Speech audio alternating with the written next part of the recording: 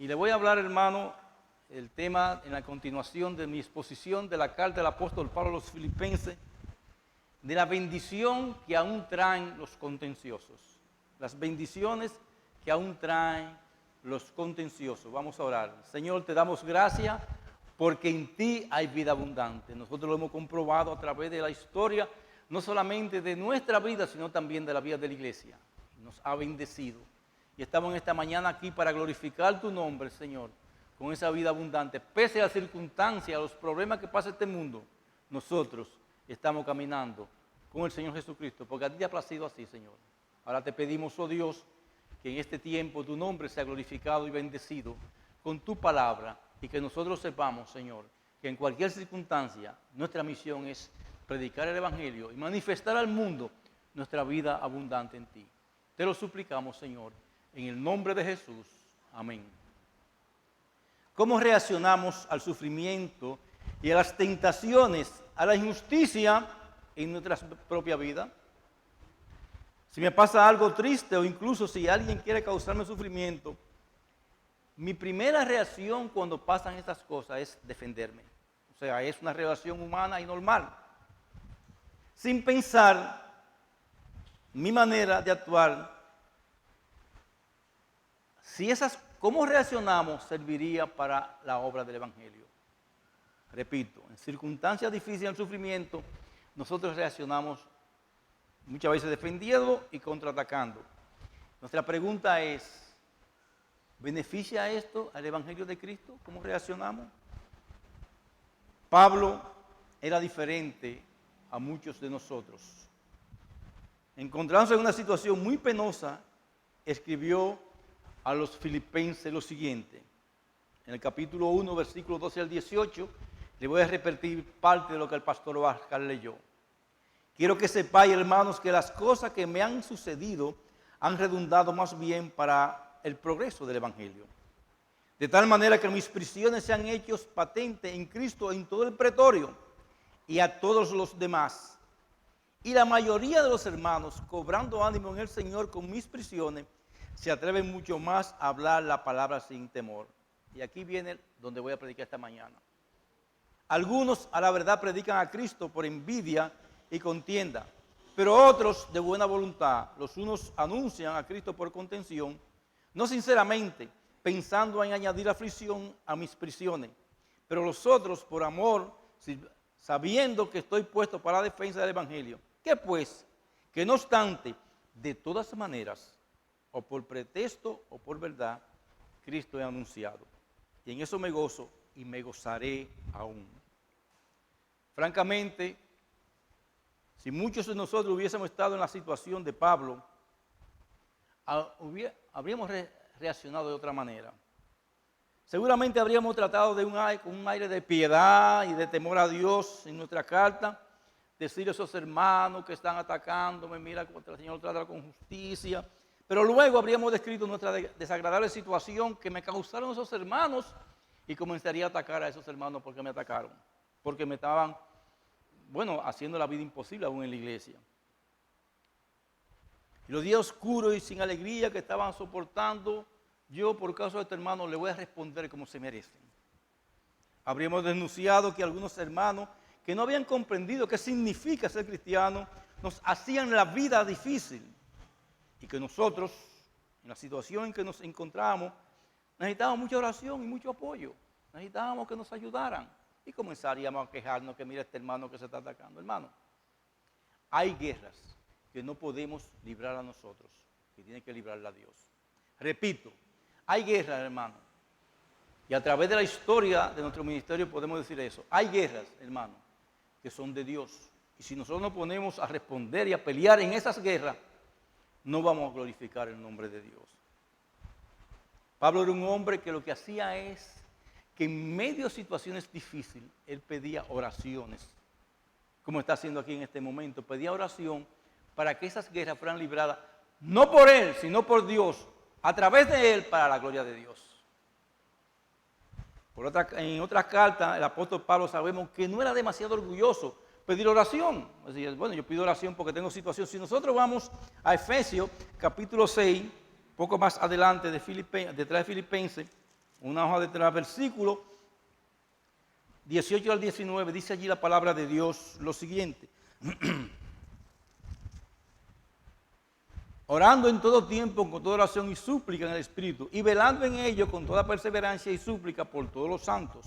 Y por mí, decía el apóstol Pablo, a fin de que al abrir mi boca me sea dada palabra para dar a conocer con denuedo el misterio del Evangelio.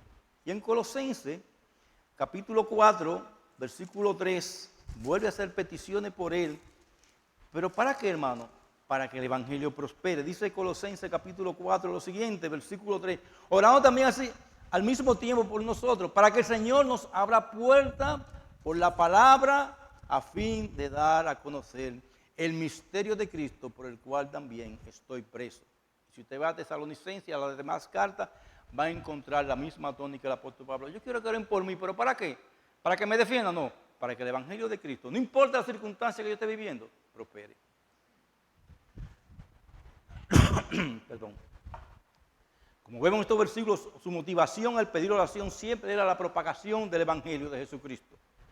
Lo mismo pasa en esta carta. Pablo veía en su cautividad una posibilidad de alcanzar con el Evangelio a todo el pretorio y a todo lo que lo visitaban. Con todo el pretorio, como ya mencionamos en el mensaje pasado, nos estamos refiriendo a la Guardia Imperial Romana, cuyos soldados vigilando a Pablo se alternaban y Pablo le predicaba a todos ellos de manera tal que el Evangelio corrió a través de la cárcel, del encarcelamiento de esos rudos soldados, aún hasta la casa del César.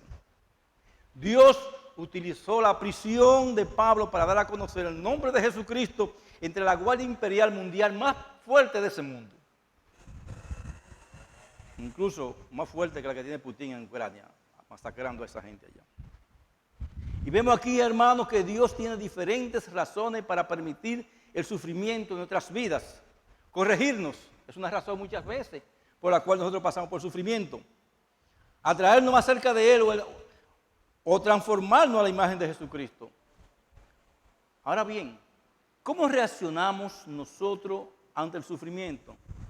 ¿Reaccionamos como reaccionó el apóstol Pablo? Gozándonos en todo tiempo en el Señor. Recuerden que la carta de los Filipenses, en la cárcel es una carta de gozo. Así se le llama la carta de Filipenses. Pablo siempre vivía regocijándose en el Señor.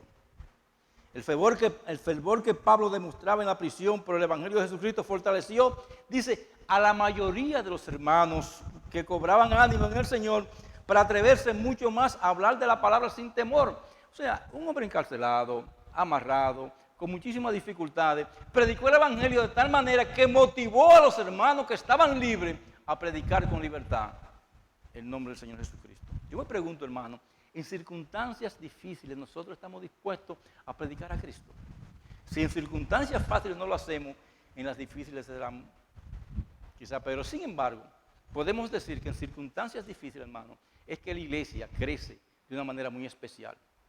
Es el caso de la iglesia que estuvo soterrada en Corea antes de la guerra, se predicó el Evangelio en Vietnam, en Rusia misma, y ahora en Ucrania los pastores están predicando, posiblemente en el Día del Señor, debajo de los refugios, predicando la palabra de Dios, con más fidelidad que en otros tiempos. ¿Por qué Dios nos prueba de esa manera? Ahora bien, cuando los hermanos de la iglesia de Roma vieron que las prisiones de Pablo no solamente no impedían el Evangelio, sino que más bien contribuían a la defensa del Evangelio, se animaron mucho, hermano. Dios utilizó las cadenas de Pablo para fortalecer la iglesia de Roma y a otras iglesias a quienes le escribió de esa misma prisión.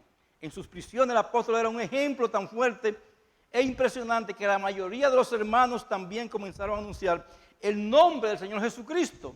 En otras palabras, la cautividad de Pablo provocó el despertar espiritual en gran parte de los hermanos de Roma. Y eso escribió un pastor bautista de Ucrania. La persecución en estos tiempos ha despertado la iglesia de Jesucristo en esta nación. La persecución, hermano, es que se prueban los verdaderos valores que hay en nosotros acerca del Señor Jesucristo. ¿Está en una situación difícil? Pues la actitud que adopte en esa situación puede llevar fruto de bendición de mucho a mucho, mayor que lo que nosotros pensamos. Es posible que la mayoría de los hermanos recobre ánimo precisamente por el testimonio de nuestro cuando estamos sufriendo. El pastor José Mayén murió de cáncer y todos los que lo visitaron decían que salían fortalecidos de ese lugar. Partió con el Señor, porque los cristianos no mueren. Partimos con el Señor. Y dejó establecido en los corazones de muchos jóvenes lo que es vivir la vida de Cristo en medio de los padecimientos. Y lo hemos visto muchas veces eso, hermano. Pero tristemente no todos anunciarán a Cristo de buena voluntad. Y por amor, Pablo constante dice, algunos a la verdad predican a Cristo por envidia y contienda. Los unos predican a Cristo por contención, no sinceramente, pensando añadir aflicciones a mis prisiones. ¿Sabes lo que es eso, hermano? En otras palabras, hay hermanos que están contentos porque yo estoy preso. Hay hermanos que están contentos porque yo sufro. Y eso es algo estremecedor. Recordemos que en la carta a los Gálatas, Pablo afirma que cualquiera que predique otro evangelio es anatema. En Tito, si usted revisa la carta del apóstol Pablo a Tito, en los versículos 10 al 16, deja absolutamente en claro que hay que combatir los falsos maestros. Pero la persona descrita en la carta a los filipenses no lo combate. Qué raro eso, ¿eh? Él no combate a la gente que lo estaban criticando personalmente a él.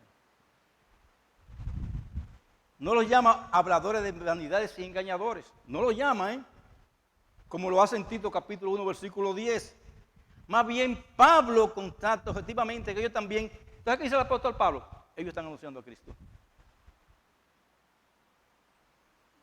Así reaccionamos nosotros cuando hablan de nosotros o de nuestro ministerio. Esos hombres, dice Pablo, anunciaban a Cristo por envidia y por contención, por egoísmo. Ellos lo hacían para dañar a Pablo, quien seguramente envidiaban por sus extraordinarios talentos y dones y su posición dentro de la iglesia. Posiblemente decían que las prisiones de Pablo eran un castigo de Dios y se hacían pasar a sí mismos por los verdaderos apóstoles. Mira cómo Dios nos ha prosperado a nosotros económicamente. Y mira eso como están dando lástima. Y mira al apóstol Pablo como está dando. En la cárcel está Pablo. Y quizás nos cueste creer, hermano, que hay cristianos capaces de hacer esto, pero seamos sinceros. Es diferente la situación en la iglesia de hoy en día. Lo que anda en el internet, basta con moverse un tiempo en los medios cristianos de internet y allí encontraremos suficiente indicio para darnos cuenta que hoy sucede exactamente lo mismo que Pablo tuvo que soportar en aquel entonces. Hay, por ejemplo, páginas de internet que a pesar de predicar el evangelio con claridad, existen principalmente para ensuciar el nombre de ciertos predicadores conocidos. Uno revisa el internet y tristemente me encontré con esto. Queriendo destruir a la Iglesia Bíblica Internacional porque ellos aún quieren que sus hermanos entren a la iglesia con mascarilla. Y un evangélico que predica muy bien, que hace muy bien, escribió por ahí algo que, hermano, yo dejé de leerlo. Porque los pastores de la iglesia consideran que es útil aún andar con mascarilla. Destruyeron casi el testimonio, hablaron del testimonio de esta iglesia. Hoy ellos, y ahí está el pastor Misael, están inaugurando una nueva iglesia. ¿Por qué? El evangelio no está preso por nuestra palabra. El pastor John Montgomery Boyce dice lo siguiente, y digo el pastor porque él escribió mucha teología, pero era un pastor teólogo. Yo no leo casi teología de hombres que escriben teología sin ser pastores. Pero John Montgomery Boyce era un pastor que escribió teología de su propia vida. Dice lo siguiente con respecto a esos evangelistas que existen hoy como existían en aquel entonces. Eran cristianos contenciosos. Ese tipo de personas que llaman la batalla y no se preocupan si derriban a sus propios soldados. Mientras atacan al enemigo, en realidad hasta preferirían disparar contra cristianos. Hay personas de eso, que no le importa destruir la vida, por cualquier cosa destruir la vida de alguien. Hermano, y es que esta es una de las experiencias más desalentadoras para un siervo de Dios, cuando es acusado falsamente por sus hermanos en la fe, en especial sus consiervos en la iglesia. Puede esperarse recibir calumnia de un incrédulo y que acaben con nosotros, pero de un creyente. El dolor es profundo cuando el ministerio de alguien es difamado, malinterpretado y criticado injustamente por consiervos que son predicadores y maestros de la palabra de Dios. Pequeño testimonio, hermano.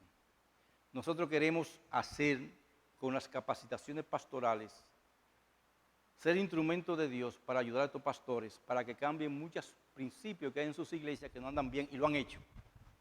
Aquí hay pastores que nosotros sabemos que tienen 20 años asistiendo sin marcar a estas capacitaciones. Y sus iglesias hemos visto transformación. En nuestro contexto ministerial, un pastor dijo que nosotros aquí estamos enseñando herejía. Que estamos enseñando herejías. Y alguien me dijo, ¿y vamos a pelear? No, nosotros no vamos a pelear por eso, porque estamos conscientes, los pastores de esta iglesia y los pastores que vienen aquí, que no estamos enseñando herejía. Queremos edificar la iglesia de Cristo, pero quizá las capacitaciones pastorales le hacen roncha, pero nosotros, ¿qué podemos hacer por eso? Ni siquiera pensar en hablar nunca de su nombre, al contrario, orar por esas personas. Seguiremos siendo el ministerio, hermano.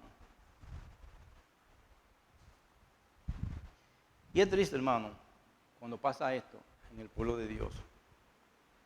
Y eso es lo que vemos.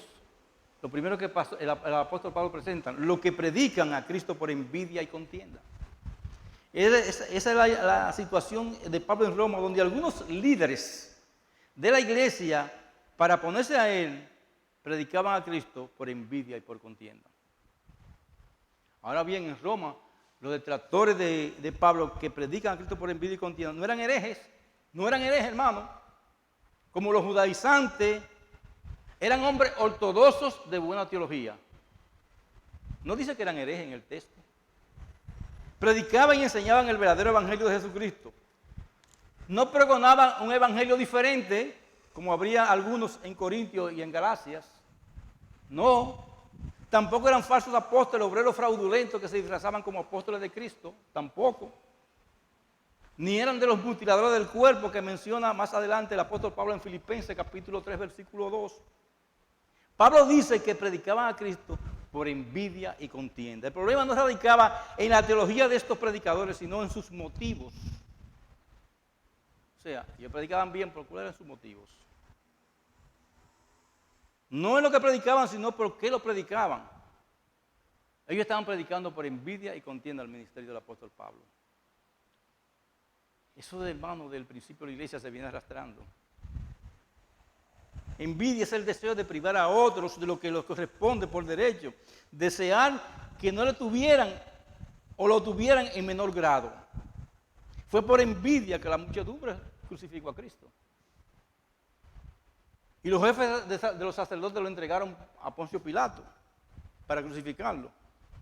Y el apóstol Pablo recordó a Cristo que nosotros éramos así, que nos cuidáramos de eso.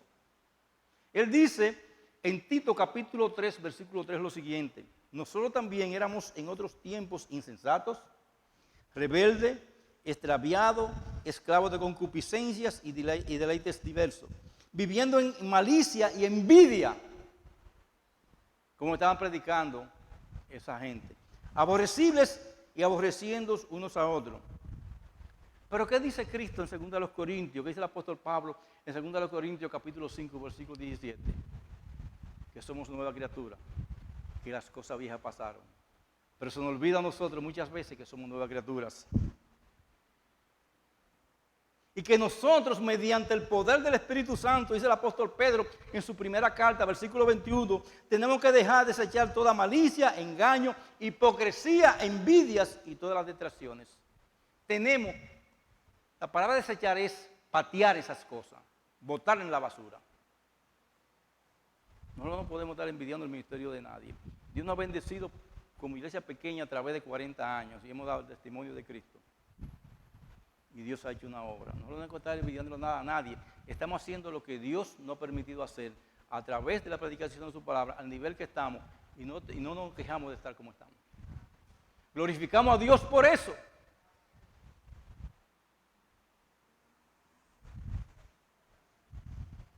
Sobra decir que los cristianos fallan con frecuencia en obedecer la palabra y someterse al Espíritu Santo. Ya que la envidia desea que otros no tengan lo que tienen. Se relaciona estrechamente con los celos. Porque también, hermano, una cosa trae otra. Que son el deseo de tener lo que otros poseen. Según el contexto, es probable que los detractores de Pablo sintieran envidia y también celos del apóstol. Envidiaban los dones y las bendiciones, la inteligencia y la capacidad ministerial de Pablo. Y tal vez más específicamente el hecho de ser tan amado y respetado en la iglesia.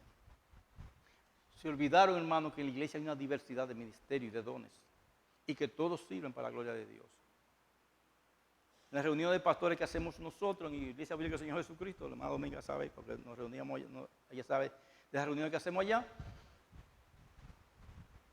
estuvimos hablando de estas cosas que pueden afectar nuestro ministerio. Y a mí, el pastor Miguel Núñez le tocó decir algunas cosas, y él dijo, pero yo sé que algunos de ustedes no pueden ir donde va el pastor Soberio. El pastor Castillo no puede ir donde estamos nosotros. Él puede ir, pero Dios no lo ha puesto a eso. Pero nosotros no podemos ir donde va la iglesia Fundamento Bíblico a hacer obra de misericordia. Entonces, ¿qué es eso? La diversidad de los dones funcionando para la gloria de Dios en toda la iglesia de Cristo. Todo lo que era movido por envidia y los celos veían entonces el apóstol Pablo como una amenaza a su propia distinción e influencia en la iglesia. No podemos ser así, hermano. No podemos ver la influencia. Gloria a Dios. Y quiera el Señor que la IBO, Fundamento Bíblico, por cierto, ayer nos regalaron un solar en un lugar para que nosotros construyamos una iglesia. Nos llamaron, mire, con título y todo. Seguimos predicando el Evangelio, hermano. Eso es lo importante. No por contienda, que viene de una raíz que dice eris, se refiere a contención, particularmente con un espíritu de enemistad. Como en este caso, el término se relaciona muchas veces con la envidia y los celos, al igual que otras pasiones pecaminosas como la avaricia y la malicia. La envidia conduce a la rivalidad, la hostilidad y al conflicto. ¿Y qué trae eso en la iglesia? Contienda, hermano.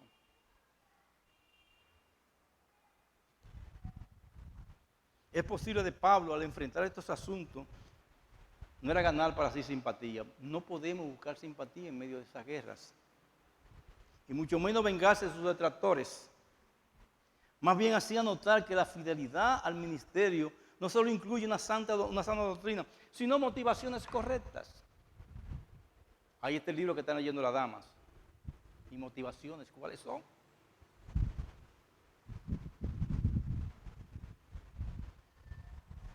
En la iglesia han existido siempre aquellos cuyo servicio se motiva en gran parte por deseo de superar a otros. Hermano, yo no tengo los dones que tienen muchos de ustedes. Yo me pierdo en la finanza y todas estas cosas y tienen que ayudarme Dionisia y el hermano allí, Rafael Espinal y otros, porque yo no sé, hermano. Ellos tienen sus dones y sus talentos para eso. Entonces, hermano, debemos darle gracias a Dios porque ellos pueden hacerlo, porque el pastor Misael predica un buen mensaje, porque el pastor Bacal, o sea, porque hay más músicos. Eso es la iglesia, esa diversidad.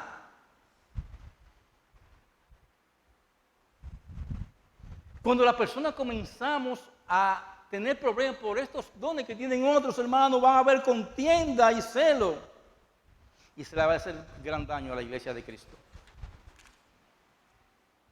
Y algunos predicadores envidiosos en Roma pudieron incluso sugerir que el cautiverio de Pablo era castigo del Señor por algún pecado oculto. Pablo no había confesado su pecado, a lo mejor decían algunos. Otros pudieron pensar que Pablo estaba en prisión porque le faltaba fe para obtener victoria y su liberación. Porque Pablo no reclamaba su libertad. Yo no tengo que reclamarle nada a Dios, Dios me lo ha dado todo a mí. Según ellos, era evidente que no había aprovechado todo el poder del Espíritu Santo. Pablo quisiera un hombre carnal. Ellos gozaban de libertad y que él estuviera en prisión constituía para ellos la evidencia de que el poder y utilidad espiritual de Pablo era inferior a los suyos. Hermano, no hay ministerio inferior el uno al otro. El que dirige aquí tiene la misma bendición que el que predica, como el que toca el piano, como el que limpia la iglesia.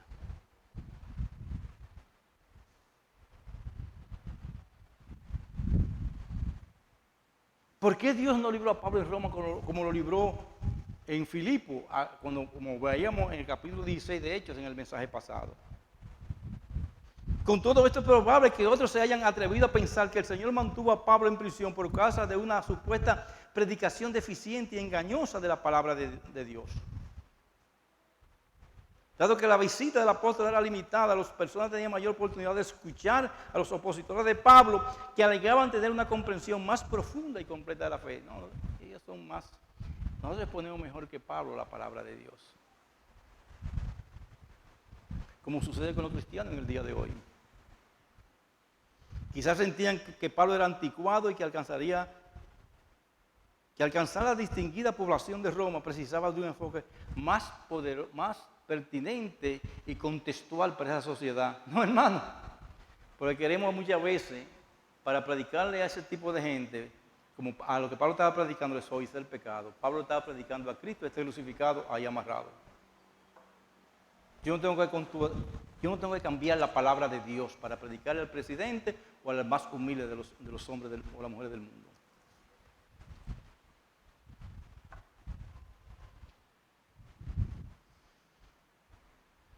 Tales hipótesis ofrecen algunas ideas razonables de lo que ellos decían de Pablo. Y es evidente que los detractores contenciosos de Pablo no predicaban sinceramente. No solo se buscaban lo suyo, sino peor, aún perjudicar a Pablo. ¿Qué? Pensando, hermano, añadir aflicción a sus prisiones. Usted sabe que un hombre preso, siéndole fiel al Señor, acusado injustamente, y los hermanos atacándolo. Pónganse en esa posición. Y los hermanos atacándolo. Los criticaban y lo acusaban sin razón con el objetivo perverso de excitarlo y aumentar sus aflicciones. Mostraban una crueldad inconcebible, fruto de los celos, sirviéndose del cautiverio de Pablo para desprestigiarlo y promocionarse a sí mismo. Hermanos, no podemos levantar un ministerio en la ceniza de otro ministerio, destruyendo otro ministerio. Eso es perverso. Y qué triste es que eso pase en la iglesia de Cristo. Pero como ve, pasa con mucha frecuencia. Pero generalmente, hermano, no es así en la iglesia. Y lo vemos aquí mismo. La buena voluntad de otros para predicar el evangelio. Pablo prosigue afirmando que es evidente, con evidente satisfacción, que otros predican el evangelio de buena voluntad. Al igual que la envidia y la contienda, la buena voluntad se relaciona con el motivo. En este caso, el correcto que desea es desear lo mejor para los demás. La mayoría de la iglesia de Roma, sabiendo quién era el apóstol Pablo, estaban predicando el evangelio de buena voluntad. Habían 2 o 3, lo que pasa es que los chiquitos que hacen daño hacen mucho ruido. De los 2 o 3 que hacen daño, hermano, hacen mucho ruido.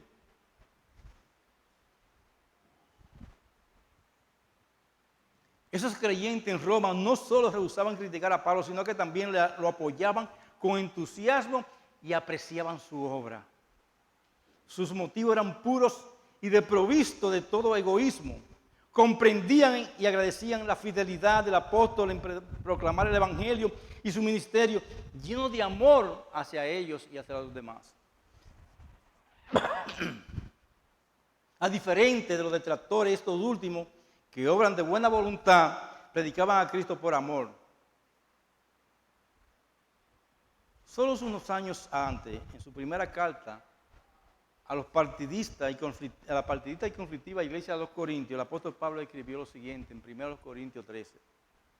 Si yo hablase lenguas humanas y angélicas y no tengo amor, vengo a ser como un metal que resuena o címbalo que retiñe. Si yo hago un ministerio, no importa la bulla que yo haga, si no tengo amor no sirve el ministerio.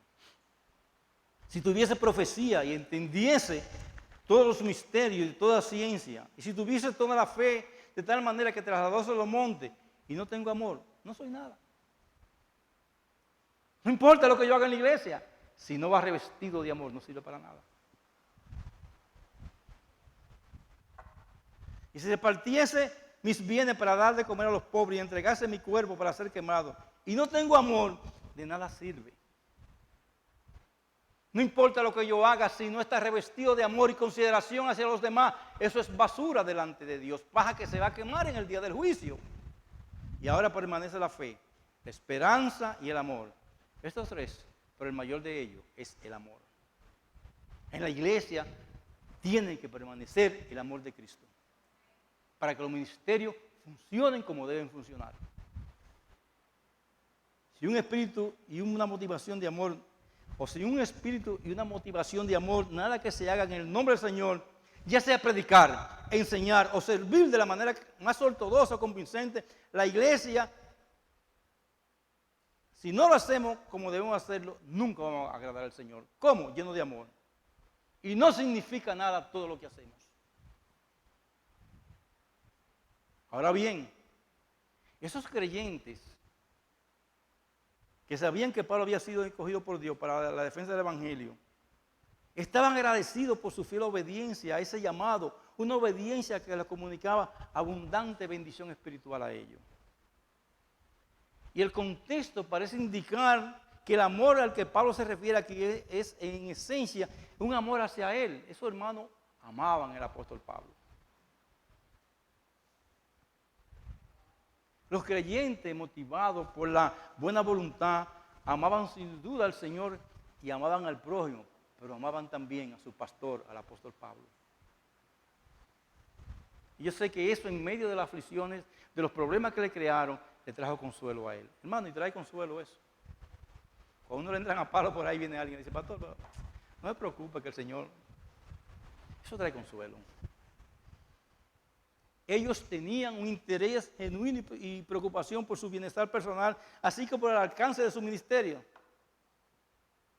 Ellos sabían que él no estaba preso por algunos pecados ocultos. Estaban seguros que estaba allí por su fidelidad a Cristo, por su lealtad al Señor, no porque su obra fuera un fracaso, sino porque su ministerio delante de esta persona que lo estorbaban había sido un ministerio magistral, por así decirlo. Pablo no estaba ahí porque él quería, sino porque fue la voluntad de Dios para mostrar su gloria. Y qué bueno es encontrar hermanos como estos. Eso trae gozo a lo que salió del Señor. No, ese hombre está ahí. Pablo está ahí por serle fiel al Señor. Sin embargo, como vemos aquí en esta porción de la palabra de Dios, la principal aflicción de Pablo no se debía al sufrimiento causado en Roma por otros creyentes. Él sabía que la hipocresía y los motivos perversos de sus detractores perjudicaban en gran manera la causa de Cristo. Y eso es lo que le afligía. Hermano, que en medio de los problemas, el nombre de Cristo, cuando hay un problema en la iglesia, es pisoteado. Estamos tratando un caso, hermano, triste, de una iglesia que ayudamos a fundar. Y el nombre de Cristo ha sido pisoteado de tal manera que ayer leí un documento. Y le dije, hermano Dionisio, ¿cuál es ese documento ahí? Que me dio pena leerlo. ¿Por qué? Por la envidia, por el deseo de arribismo, por los celos.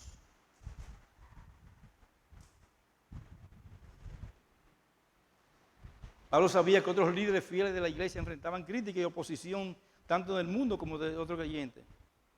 Y su reacción frente a esta situación en Roma marcaría la pauta para que otros siervos fueran. O sea, como él reaccionara, como era el líder, de una u otra manera, iba a causar que lo siguieran a él en cómo se comportaba.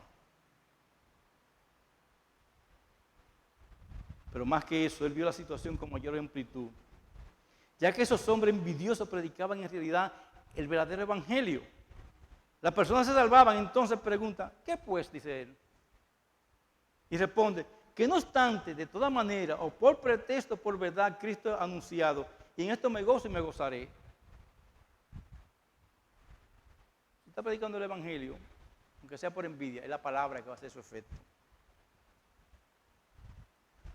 Dios puede usar hasta un predicador o maestro envidioso, celoso y egoísta, si el mensaje que comunica se conforme a las Escrituras, lo puede utilizar.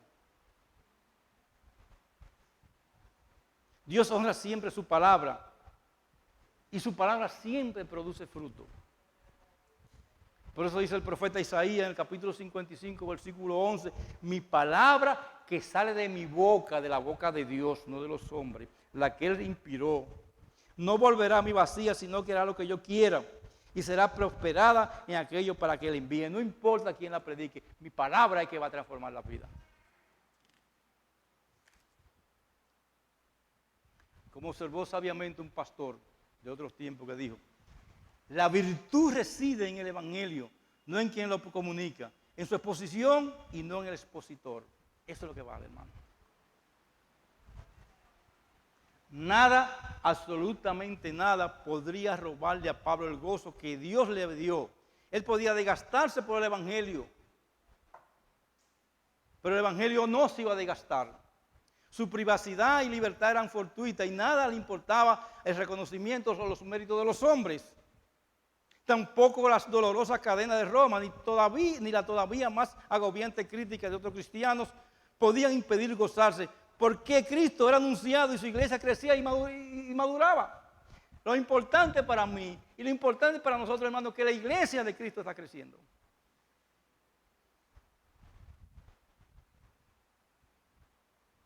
Y mi hermano, y el apóstol Pablo fue un hombre que sufrió. Y le voy a decir una cosa, para que no le pase igual que un joven que decía todo el tiempo, pastor, yo quiero predicar, yo quiero ser pastor, yo quiero predicar, yo quiero ser pastor. Y se subió el joven al púlpito y vio a la gente y dijo, ay Dios mío, esto sí es grande, y se bajó y no predicó nada. Porque no es fácil. El apóstol Pablo dice, en su segunda carta a los Corintios, en el capítulo 6, versículo 1 al 10, lo siguiente. Así pues, nosotros, como colaboradores suyos, os exhortamos también que no recibáis en vano la gracia de Dios, porque dice, en tiempo aceptable te he oído, en el día de salvación te he socorrido. He aquí ahora el tiempo aceptable, he aquí ahora el día de la salvación. No damos a nadie ninguna ocasión de tropiezo.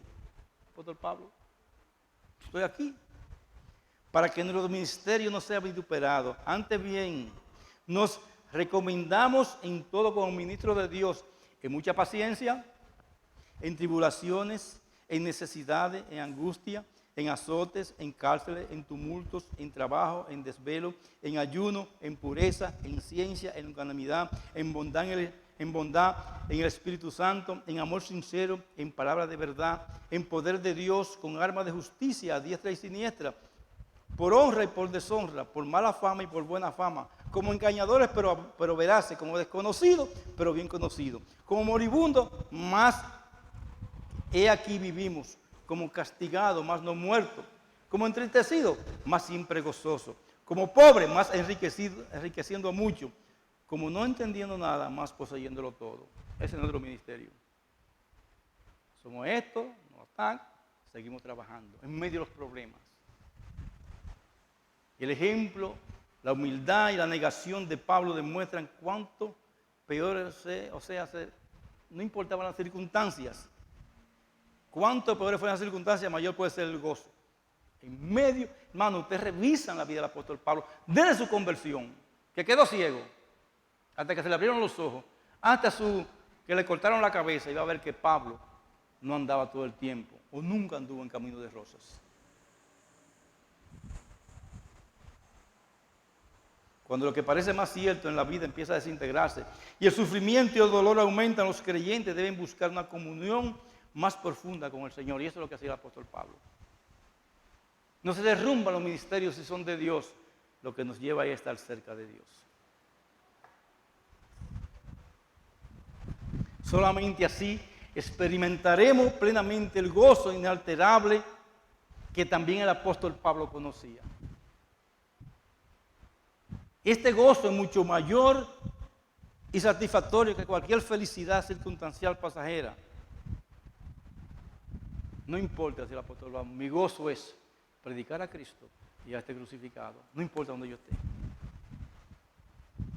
¿Qué tipo de cristiano era el apóstol Pablo? Y mi pregunta es, ¿qué tipo de cristianos somos nosotros?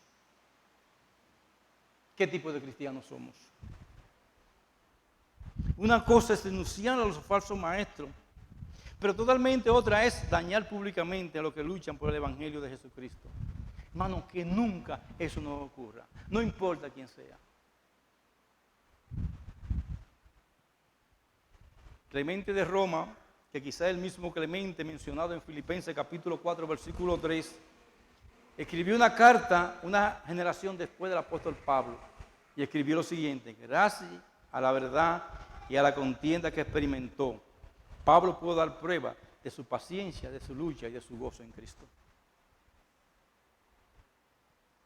Pablo reaccionó de manera ejemplar frente a los cristianos contenciosos. Y esto no significa que ellos no hayan pecado ni causado daño personal a Pablo. Sin embargo, ¿cuál fue la reacción del apóstol Pablo? Que pues, que no obstante, de toda manera, o por pretexto, por verdad, Cristo es anunciado. ¿Y en qué? Y en eso me voy a gozar y me gozaré aún más. Esa es la actitud que debe estar en nosotros. Sabemos que para Pablo, su vida, Cristo era su vida, porque para mí el vivir de Cristo y el morir de ganancia, decía él. Ahí en Filipenses capítulo 1, versículo 21. Él se gozaba cuando se anunciaba el nombre de su incomparable Señor y Salvador, sin importar quién lo hacía y en qué circunstancias lo hacía. No podemos despreciar a nadie.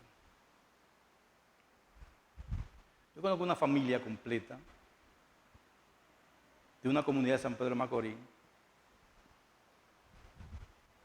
que había un pastor de esos cocolos que vinieron del extranjero, que se paraba con un megáfono a predicar el evangelio en la esquina de su casa. Y ellos le pusieron el hermano Parcelita, porque él cantaba, cuando allá se Parcelita, porque él era cocolo.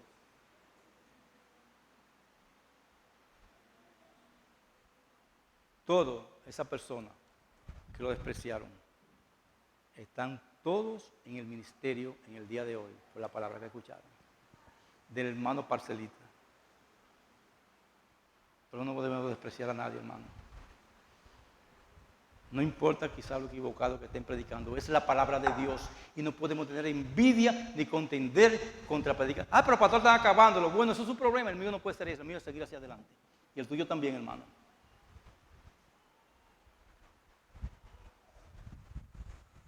¿Cuál es el motivo de nuestro gozo? Predicar a Jesucristo bajo cualquier circunstancia debe ser ese motivo, predicar a Cristo. Y a este crucificado no importa cuáles sean las circunstancias. Hermano, que el Señor produzca en nosotros hacer querer como el hacer, por su buena voluntad, como el apóstol Pablo. Para que como Él vivamos tan solo para el nombre de nuestro Señor Jesucristo, y que nunca sea la contención o el egoísmo o la envidia lo que nos motive a distinguirnos como cristianos en la iglesia de Cristo. Nada de eso, hermanos, sino glorificar a Cristo a través de nuestro ministerio. Por eso recordamos